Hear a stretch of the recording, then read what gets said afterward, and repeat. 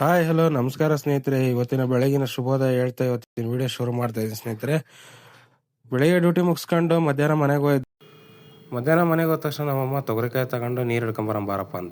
ನೀರು ಹಿಡ್ಕೊಂಬರಂಬಾರಪ್ಪ, ಒಂದಿಷ್ಟು ತರಕಾರಿ ತಗೊಂಬರಂಬ ಅಂತ ಹೇಳ್ಬಿಟ್ಟು ನಮ್ಮಮ್ಮ ನಾನು ಕರ್ಕೊಂಡು ಹೋಗ್ತಾ ಅಲ್ಲಿ ಟೊಮೆಟೊ ಹಣ್ಣು ತೊಗೊಂಡು ನೀರು ಹಿಡ್ಕೊಂಡು ಟೊಮೆಟೊ ಹಣ್ಣು ತೊಗೊಂಡು ಬರೋಣ ಅಂತ ಫಸ್ಟ್ ಹೋದ್ವಿ ಸ್ನೇಹಿತರೆ. ಅಲ್ಲಿ ಟೊಮೆಟೊ ಹಣ್ಣು ತಗೊಳಕತ್ತಿದ್ದು ನಮ್ಮಮ್ಮ. ನೋಡ್ರಿ ಅಷ್ಟೇನು ಚೆನ್ನಾಗಿರ್ಲಿಲ್ಲ, ಅದರಲ್ಲಿ ಒಂದು 2-3 ಆರಿಸ್ಕೊಂಡು ತುಂಬ ಚೆನ್ನಾಗಿರೋ ತಗೊಂಡ್ವಿ.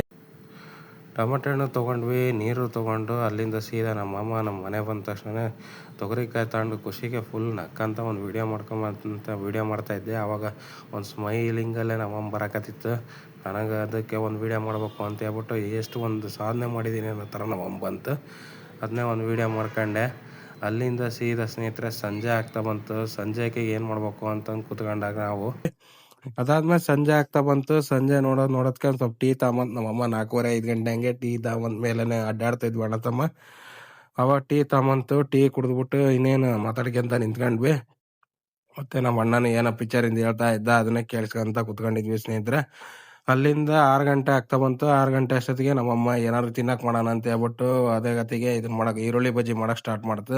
ಈರುಳ್ಳಿ ಬಜ್ಜಿ ನೋಡ್ರಿ ಮಾಡ್ತು. ಈರುಳ್ಳಿ ಬಜ್ಜಿ ಮಂಡಕ್ಕಿ ಮಾಡಂತ ನಮ್ಮಣ್ಣ ಹೇಳ್ದ ಜೊತೆಗೆ. ಹಂಗೆ ನಮ್ಮ ಮಂಡಕ್ಕಿ ಮತ್ತೆ ಈರುಳ್ಳಿ ಬಜ್ಜಿ ಮಾಡಕ್ಕೆ ಸ್ಟಾರ್ಟ್ ಮಾಡಿದ್ರು. ನಾನು ಇನ್ನೇನು ರೆಡಿಯಾಗಿ ತಟ್ಟೆಗೆ ಹಾಕೊಂಡು ಬಡಿಯೋಕ್ಕೆ ಸ್ಟಾರ್ಟ್ ಮಾಡಿದೆ. ನೋಡ್ರಿ ಈರುಳ್ಳಿ ಬಜ್ಜಿ ಮಂಡಕ್ಕಿ ತುಂಬ ಟೇಸ್ಟಿಯಾಗಿತ್ತು. ಹಾಕೊಂಡು ನಮ್ಮ ಅಣ್ಣನೂ ತಿನ್ನಕತ್ತಿದ್ದ, ನಾನು ತಿನ್ನಕ್ಕೆ ಸ್ಟಾರ್ಟ್ ಮಾಡಿದೆ. ಎರಡೂ ಟೇಸ್ಟ್ ಸೂಪರಾಗಿತ್ತು ಕಾಂಬಿನೇಷನ್ನು. ತಿಂದ ಮೇಲೆ ಸೀದಾ ರಾತ್ರಿ ಎಗ್ ತಗೊಂಬಂದ್ವಿ.